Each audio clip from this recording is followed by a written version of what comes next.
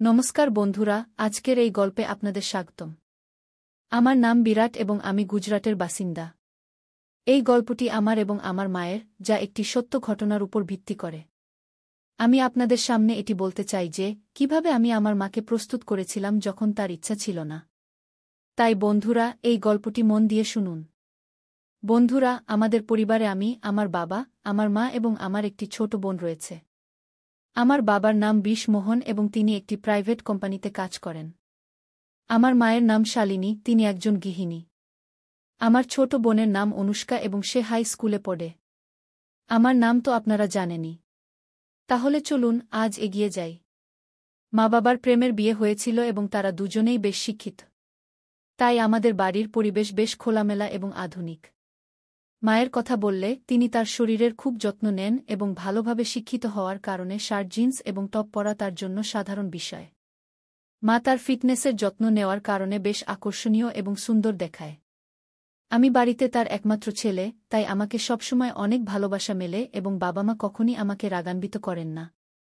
যখনই সময় মেলে আমরা চারজন মিলে খোলামেলা কথা বলি। তাহলে এই গল্পটি শুরু হয় যখন আমি কলেজে ছিলাম। আমার পরীক্ষা শেষ হয়ে গিয়েছিল এবং গ্রীষ্মের ছুটি চলছিল। সেই সময় আমার বোনও ছুটিতে ছিল। যেহেতু আমি কখনই দাদুদাদির বাড়ি যাইনি, তাই আমি ছুটি বাড়িতেই কাটানোর সিদ্ধান্ত নিয়েছিলাম। যদিও আমার বোন নানির বাড়ি যাওয়ার জন্য জিদ করতে শুরু করেছিল, তাই বাবা তাকে নানির বাড়ি রেখে এসেছিলেন।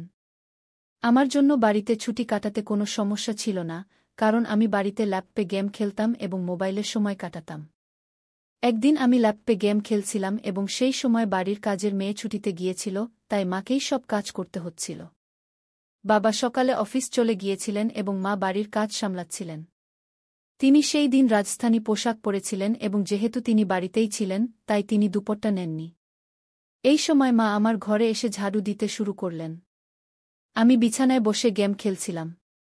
যেই মা ঘরে এলেন এবং ঝাড়ু দিতে শুরু করলেন, আমি তার দিকে মনোযোগ দিতে শুরু করলাম, কারণ তিনি দুপুরটা নেননি। কিছু জিনিস স্পষ্ট দেখা যাচ্ছিল। হঠাৎ মা আমার দিকে তাকিয়ে বললেন, উঠ, আমাকে বিছানার চাদর ঠিক করতে দাও, তারপর তোমার গেম খেলো। তখন আমি তৎক্ষণাৎ অন্য দিকে তাকানোর ভান করলাম এবং উঠে বাথরুমে চলে গেলাম। বাথরুমে গিয়ে আমি ভাবলাম, কি জানি মা আমাকে দেখে ফেলেছেন কিনা। সেই সময় আমি ভয় পেয়েছিলাম, কিন্তু আমার মনে নানা রকম ভাবনা চলতে শুরু করেছিল। আমি বুঝতে পারছিলাম না যে যা আমি দেখলাম এবং ভাবলাম তা সঠিক ছিল নাকি ভুল। তারপর আমি বেডরুমে ফিরে এসে বসে পড়লাম, কিন্তু এখন আমার মনোযোগ গেম খেলায় লাগছিল না।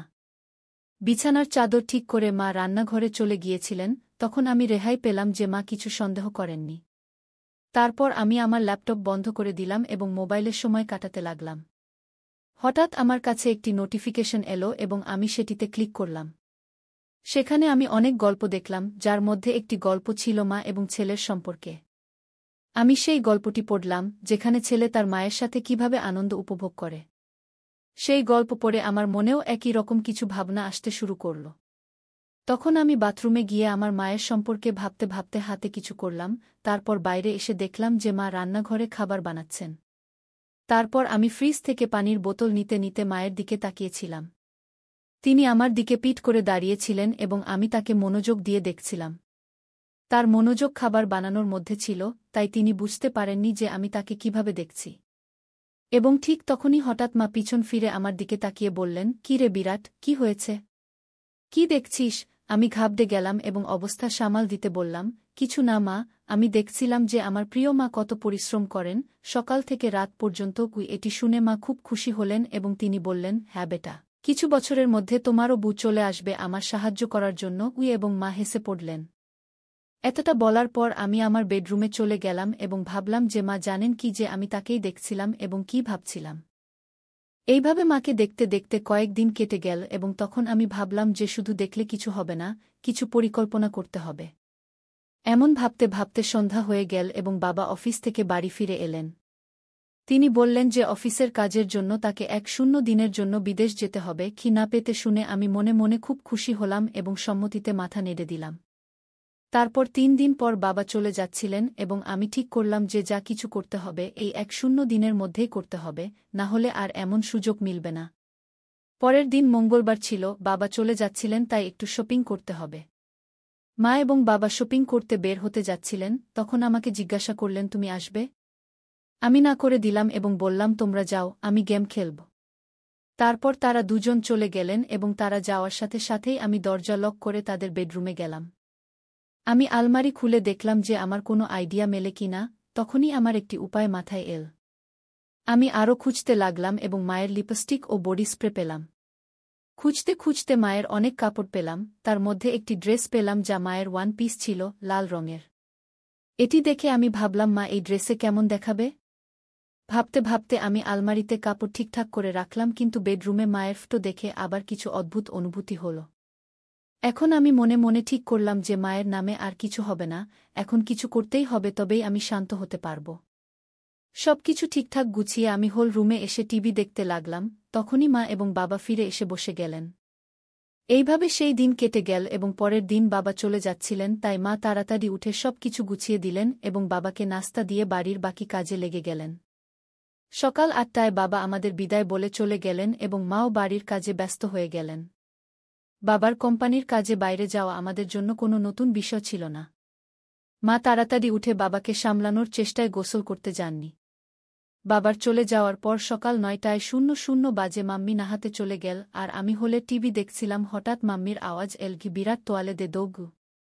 আমি বাইরেই ভুলে গিয়েছিলাম। আমি তৎক্ষণাৎ তোয়ালে নিয়ে গেলাম। মাম্মি দরজা একটু খুলল আর তোয়ালে নেওয়ার জন্য হাত বাড়াল। যখন মাম্মি তোয়ালের জন্য হাত বাড়াল তখন আমি দেখলাম মাম্মির চুল সম্পূর্ণ ভেজা ছিল, তার হাত থেকে পানি টপকাচ্ছিল আর তার মুখ ও হাতে পানির বিন্দু দেখে মাম্মি আমার কাছে অত্যন্ত সুন্দর লাগল। যখন মাম্মি হাত সামনে করল তখন সে একটু সাইডে সরে গিয়েছিল, তখন আমি তাকে একটু দেখলাম আর তার উপর পানির বিন্দু ছিল। তার হাত যেন আমাকে ভিতরে ডাকছিল, কিন্তু সে চালাক ছিল, তৎক্ষণাৎ ভিতরে সরে গেল এমন লাগছিল। আমি তৎক্ষণাৎ ভিতরে গিয়ে তাকে দাঁড়িয়ে দাঁড়িয়েই আনন্দ দেই। যাই হোক, পাপা বাড়িতে ছিল না, কিন্তু আমি নিজেকে নিয়ন্ত্রণ করলাম আর হলে এসে বসলাম। তারপর ৫ মিনিট পর মাম্মি তোয়ালে জড়িয়ে হলে এল আর টিভির পাশের শীষের সামনে দাঁড়িয়ে হেয়ার ড্রায়ার দিয়ে চুল শুকাতে লাগল। আমি আরও বেশি অস্থির হয়ে গেলাম আর তাকে পেছন থেকে দেখতে লাগলাম। যখন মাম্মি তার চুলে হাত দিয়ে হেয়ার ড্রায়ার দিয়ে চুল শুকাচ্ছিল তার জন্য এই সব নর্মাল ছিল, কিন্তু তার কি জানা ছিল পেছনে সোফায় বসে থাকা ছেলে তাকে আনন্দ দিতে পাগল হয়ে যাচ্ছে আর তাকে পেছন থেকে দেখছে। আমি মনে মনে ভাবলাম আজ থেকেই চেষ্টা করা উচিত। আর আমি সময় নষ্ট না করে বললাম, মাম্মি তুই সবসময় ৫:৫৭ ড্রেসই পরিস বাড়িতে কি? তখন মাম্মি বলল, কেন রে বেটা, এমন কি আছে, আমি যা ভাল লাগে তাই পরি, তোমার কেন মনে হয় অন্য কিছু পরা উচিত? তখন আমি বললাম, কিছু না মাম্মি, কাল যখন তুই জিন্স আর টপ পরেছিলি তখন এমনিতেই বলছিলাম কি? তখন মাম্মি বলল, অরে পাগল, বাড়িতে কে জিন্স আর টপ পরে বাইরে যেতে হলে তো পরবেই নাকি? তারপর আমি বললাম, কি এমন না মাম্মি, যখন তুই শাড়ি আর রাজস্থানী ড্রেস পরিস তখন একটু বয়স্ক লাগে তাই বললাম। তারপর মাম্মি উত্তর দিল, কি এখন যুবক বকর কি করব, যাকে ভালোবেসেছি তার সাথে বিয়ে করেছি, আর এখন তোমার মতো অলস ছেলে আর অনুষ্কার মতো সুন্দর মেয়ে আছে, আর কি চাই? এত বলেই মাম্মি জোরে হেসে উঠল আর বেডরুমে কাপড় পরতে চলে গেল। আমিও হেসে উঠলাম আর টিভি দেখতে লাগলাম। কিছুক্ষণ পর মাম্মি বাইরে এল, কাপড় বদলে দেখে আমার খুশিও হলো আর নারাজগিও হল, কারণ সে আমার কথা মানল। নারাজ এজন্য যে সে আবার সম্পূর্ণ ঢেকে গেল। মাম্মি হলে এল আর বলল, এখন কেমন লাগছে? আমি হতভম্ব হয়ে বললাম, কি বাহ, এখন তুই একদম আমার বয়সের মেয়ে লাগছিস। মাম্মি বলল, অরে বুদ্ধু, তোর আর আমার মধ্যে ১৮ বছরের পার্থক্য আছে, আর আমি কেমন করে তোমার বয়সের লাগতে পারি? এখন আমার কিছু বলতে ইচ্ছা করছিল না, কিন্তু কিছু বলতেই হলো, তাই বললাম, অরে মাম্মি, আমাদের আর তোমার বয়সের পার্থক্য আমরা জানি, কিন্তু বাইরে কে জানে? যদি আমরা দুজনে বাইরে ঘুরতে যাই তবে লোকেরা ভাববে আমরা গার্লফ্রেন্ড বয়ফ্রেন্ড। এত বলেই আমি ইচ্ছে করে থেমে গেলাম আর মাম্মির প্রতিক্রিয়া দেখতে লাগলাম। তখনই মাম্মি সময় নষ্ট না করে উৎসুক হয়ে জিজ্ঞেস করল, আচ্ছা আর কি বল না বেটা, কি এখন? আর আমি কিছু বললাম না, শুধু এতটুকু বললাম, ছেড়ে দে মাম্মি, তোমার রাগ হবে কি? তখন মাম্মি বলল, আমার কখনো তোমার উপর রাগ হয়েছে? আর তুমিও জানো আমার ছেলে কখনো ভুল করে না, তবে আমার রাগ কেন হবে? এখন দ্রুত বল, কি বলতে চেয়েছিলে কি? তখন আমি বললাম, যদি আমরা একসাথে বাইরে কোথাও ঘুরতে যাই তবে লোকেরা আমাদের গার্লফ্রেন্ড বয়ফ্রেন্ড ভাববে, কিন্তু তোমার গলা মঙ্গলসূত্র দেখে তারা আমাদের স্বামী স্ত্রীও ভাববে। কি? এ কথা শুনে মাম্মি জোরে জোরে হাসতে লাগল। তারপর মাম্মি বলল, অরে বাপরে, এত ছোট কথা জন্য আমার রাগ কেন হবে কি? আর আবার মাম্মি হাসতে লাগল। তখন আমি তাদের বললাম, হাসো না মাম্মি, কি এত?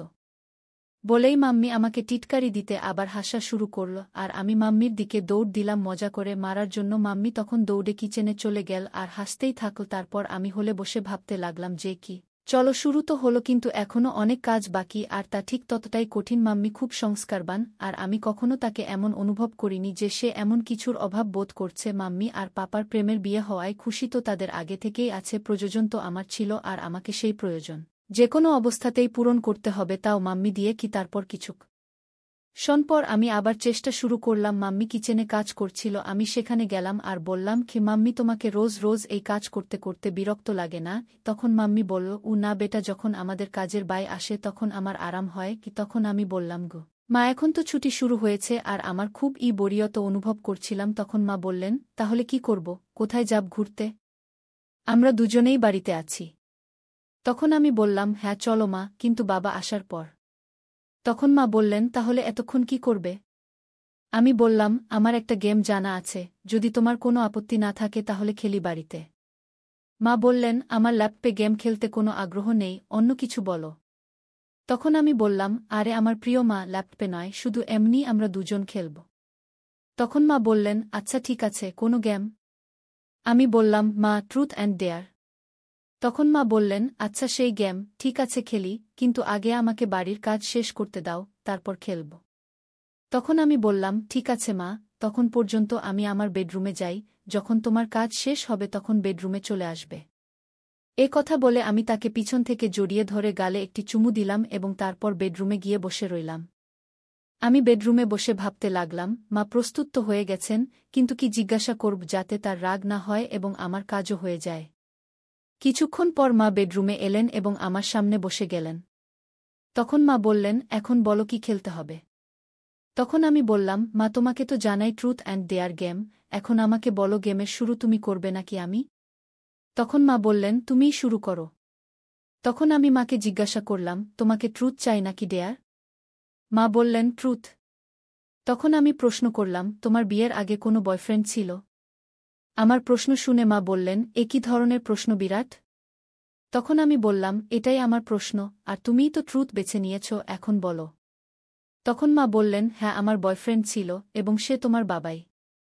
এরপর আমি মাকে বললাম, এখন তুমি আমাকে জিজ্ঞাসা করো, আমারও ট্রুথ।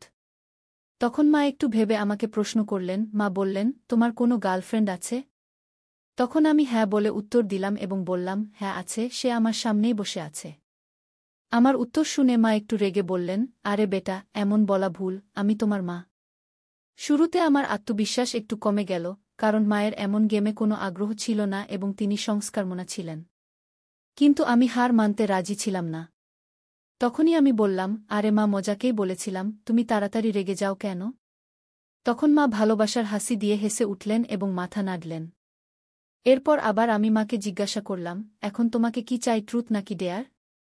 তখন আবার মা ট্রুথ বললেন। তখন আমি তাকে প্রশ্ন করলাম, বিয়ের আগে তুমি কি কখনো আনন্দ নিয়েছ বা কোনো গেম খেলেছ? তখন মা রেগে বললেন, বিরাট, এটা বেশি হয়ে যাচ্ছে, আমার মনে হয় না তোমার এমন প্রশ্ন জিজ্ঞাসা করা উচিত, এখন আমাদের এখানেই রাখা উচিত।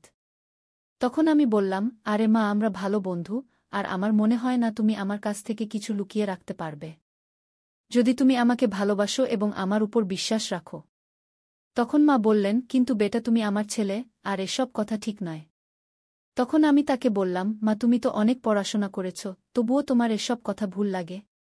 এগুলো সেই সব কথা যা আমাদের ফার্স্ট সায়েন্সে শেখানো হয়। তখন মা বললেন, এগুলো সায়েন্সে শেখানো হয় না বেটা।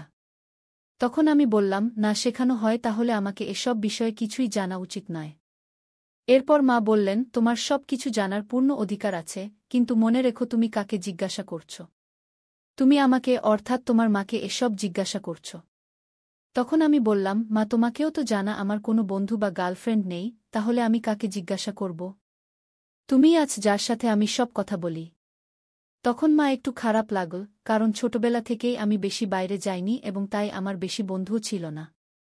তার বুঝতে অসুবিধা হল না যে আমি মানব না, তাই তিনি কথা বলতে রাজি হলেন। তখন মা বললেন, হ্যাঁ আমরা কয়েকবার এমন করেছি এবং একবার আনন্দ নিয়েছিলাম। তখন আমি বললাম, মা, এত ছোট কথা বলতে এত সময় নিলে? তখন মা বললেন, এখন তো খুশি হয়েছ না? আমি হার মানিনি, কারণ আমি জানতাম, যদি এখন থামি তবে আর কখনো মায়ের সাথে কথা বলতে পারব না। কোনোভাবে মাকে শান্ত করলাম এবং গেম আবার শুরু করলাম। আমি বললাম, ঠিক আছে মা, গালি সঠিক, এখন আমি করব। তখন মা বললেন, হ্যাঁ দ্রুত করো। তখন আমি মায়ের কাছে গেলাম এবং কিছুক্ষণ তাকিয়ে থাকলাম। তারপর আমি যা করা উচিত ছিল না তা করলাম। ধীরে ধীরে মাকে প্রস্তুত করে আমি মজা নেওয়া শুরু করলাম। এখনই কিছুটা নিয়েছিলাম, তখনই মা আমাকে থামানোর চেষ্টা করলেন। তখন আমি অনুভব করলাম যে আমি আমার সীমা অতিক্রম করছি। এই সময় মায়ের চোখে অসন্তোষ এবং চিন্তা স্পষ্টভাবে দেখা যাচ্ছিল। তিনি আমাকে স্নেহে বুঝিয়ে বললেন, বিরাট, এই সব কথা একটি মজাক পর্যন্ত ঠিক আছে, কিন্তু মা-ছেলের সম্পর্কের একটি মর্যাদা আছে, আমাদের তা অতিক্রম করা উচিত নয়। আমি মায়ের কথা গভীরভাবে নিলাম। আমিও বুঝতে পারলাম যে মায়ের মন কষ্ট দেওয়া ভুল ছিল। আমি মায়ের কাছে তাড়াতাড়ি ক্ষমা চাইলাম এবং প্রতিশ্রুতি দিলাম যে এখন থেকে এমন কোনো মজাক করব না যা আমাদের সম্পর্কে দূরত্ব আনবে। মা আমার ক্ষমা গ্রহণ করে আমাকে জড়িয়ে ধরে বললেন, বেটা, আমি সবসময় তোমার বন্ধু থাকব, কিন্তু আমাদের এও মনে রাখতে হবে যে আমাদের সম্পর্কের কিছু সীমা আছে। তখন আমি মাকে বললাম, হ্যাঁ মা, এখন আমি বুঝেছি, আমি আপনাকে কখনো কষ্ট দেব না। এরপর আমরা দুজনেই হেসে আবার সাধারণ কথোপকথন শুরু করলাম। এখন মা আমাকে আমার বন্ধুদের সাথে বেশি সময় কাটানোর পরামর্শ দিলেন এবং বললেন যে জীবনে সম্পর্কের মর্যাদা এবং সম্মান বজায় রাখা অত্যন্ত গুরুত্বপূর্ণ। এই কথোপকথন আমাকে শিখিয়েছে যে মজাকেরও একটি সীমা আছে এবং সম্পর্কে পারস্পরিক বোঝাপড়া এবং সম্মান থাকা উচিত। শেষে আমরা দুজনেই একে অপরের সাথে হেসে খেলা শেষ করলাম এবং এই প্রতিশ্রুতি দিলাম যে আমাদের মধ্যে বন্ধুত্ব এবং ভালোবাসা সবসময় থাকবে, কিন্তু সম্পর্কের মর্যাদা কখনো ভুলব না। তাই বন্ধুরা, এটা ছিল আমাদের আজকের ছোট্ট গল্প। আপনি এই গল্পটি কেমন লাগলো কমেন্ট করে অবশ্যই জানাবেন। যদি গল্পটি পছন্দ হয়ে থাকে তবে লাইক করুন এবং আপনার বন্ধুদের সাথে শেয়ার করুন। এগিয়ে এমনই রোমাঞ্চকর গল্পের জন্য আমাদের চ্যানেল সাবস্ক্রাইব করুন এবং বেল আইকন টিপতে ভুলবেন না, যাতে আপনি আমাদের কোনো গল্প মিস না করেন। ধন্যবাদ।